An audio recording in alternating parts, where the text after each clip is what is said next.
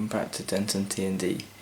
In today's video we're going to be looking at an unusual topic, and that is the Lima Class 37.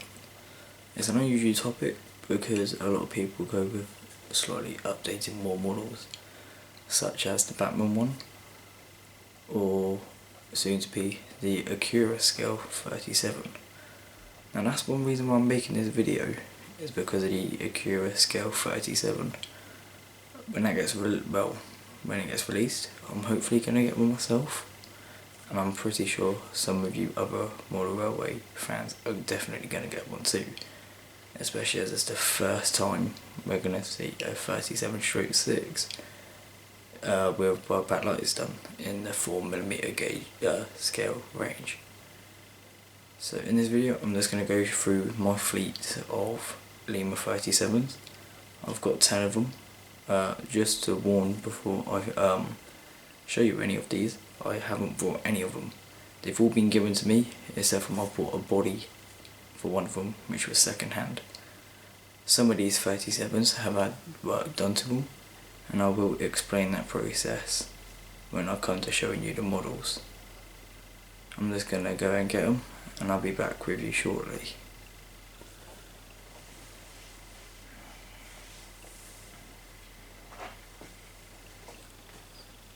Again.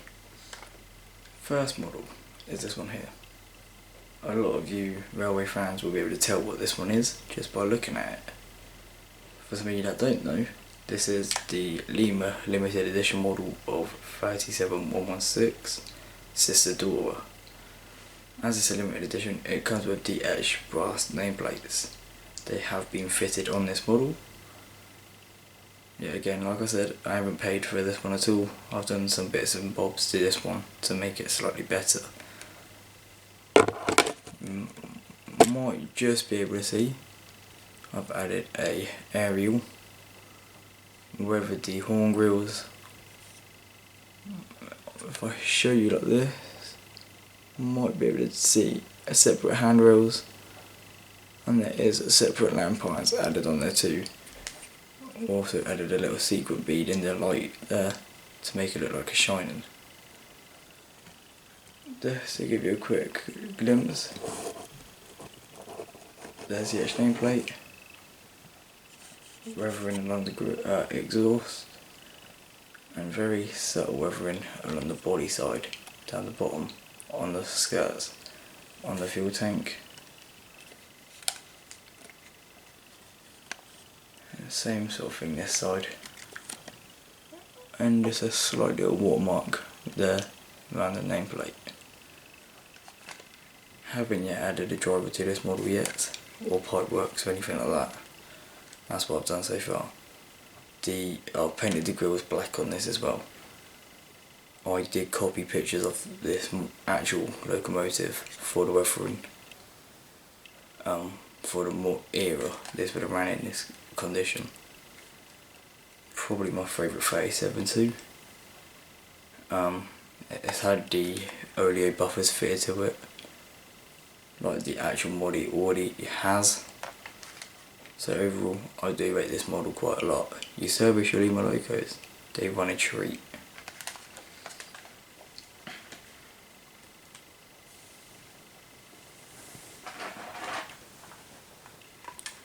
The next 37 on the list is going to be this one here. This is 37419 in the Intercity mainline livery. This one's had no work done to it at all, but a slight weathering around the exhaust. You could just about see it there and working its way across. Other than that, it's just a stock, simple Lima 37 you would expect to see when you get out of the box. Overall, still a pretty nice model, no updates done on this one as of yet.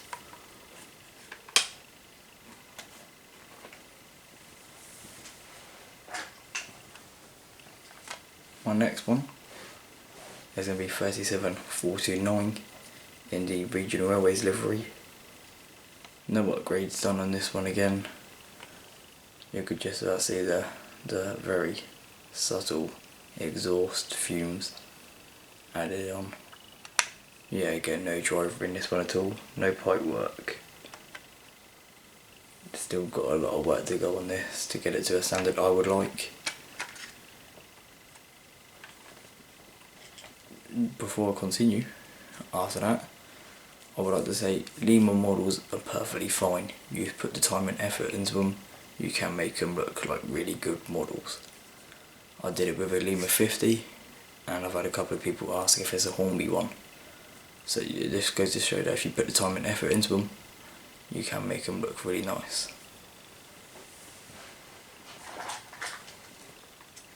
Next model is the Lima limited edition of 37414 in Regional Railways livery.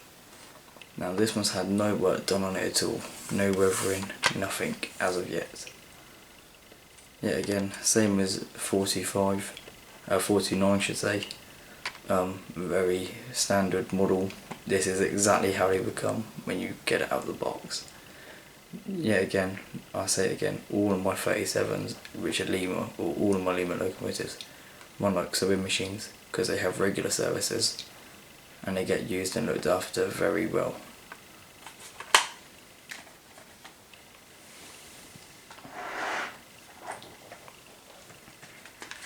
Another celebrity loco, as such, would be this one here. This is the Lima limited edition model of 37425. This has got the Scotty dog there and the large logo.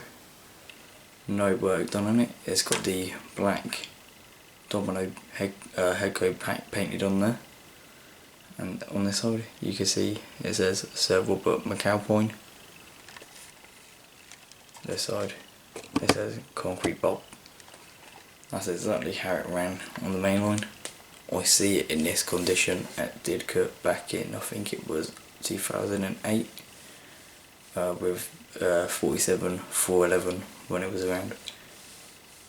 But yeah, overall very nice model. Yet again, another limited edition, and does run very nicely. I do like this one as well, as some of you may know. I am a member and I'm a member of a McAlpine railway. Some of you may know it as Fawley Hill, and that's why this loco's got so much value to me, plus the fact that I've been given this by the person who I named my YouTube channel after.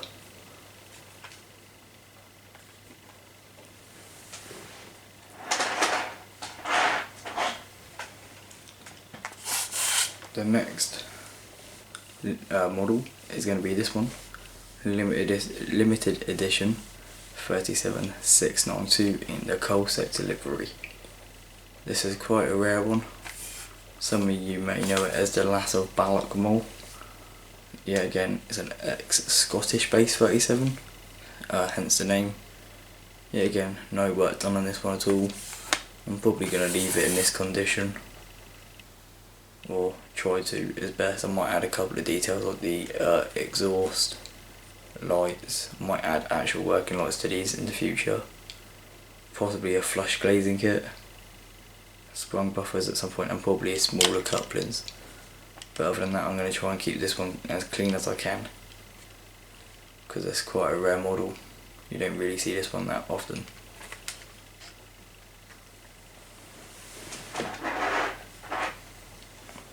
Another limited edition one here. This one here is D6607, or known as 37403 Ben Kraken in the BR green livery. This one I have cut the coupling off and is getting ready to have a detailed front end. It's going to have lights fitted eventually. This is a Welsh based 37. It did get used on regional railway services quite a lot in this livery. This locomotive now is actually a large logo blue and is owned by Direct Rail Services. This side has got the standard Lima snowplows. These can be taken off or put on very easy, as they've got that little clip there, it just pushes on and off. Yet again, paint job wise, very amazing. I need to get etch nameplates and crest for this. I could get those from somewhere like Fox Transfers or Shoreplan for very, very small amounts of money. Pipe work, yeah, again, I've probably already got somewhere just to spend time on it, and you can make these look really good.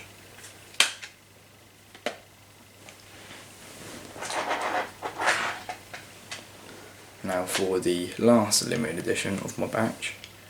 This is 37401 Mary Queen of Scots in the rail freight distribution livery.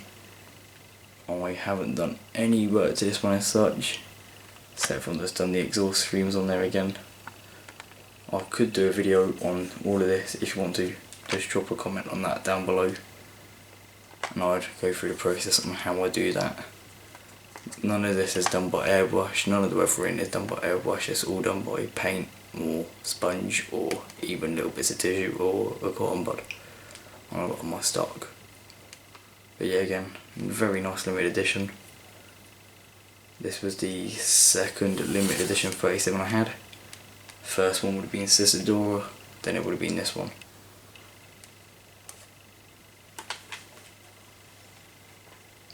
I've got two more 37s left in my fleet.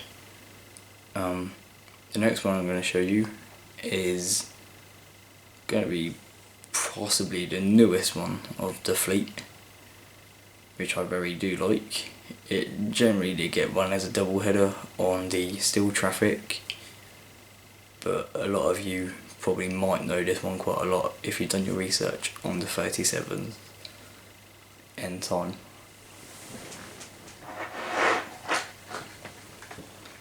So here we have 37502 in the rail freight race stripe livery.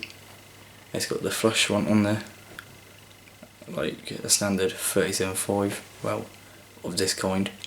It generally ran with classmate 501 on the T steel traffic. I've only got this one so far. Yeah, again, this one's had no work done to it as of yet. I could do a video on doing modification work on these at some point in the future as well, if you just want to drop a comment on that one as well. When I mean doing like a update video, I could do like separate handrails, separate lamp arms, fitting working lights, weathering, anything like that, even the small couplings. I could do things like that. So just drop a comment down below and you can learn how to do stuff like that.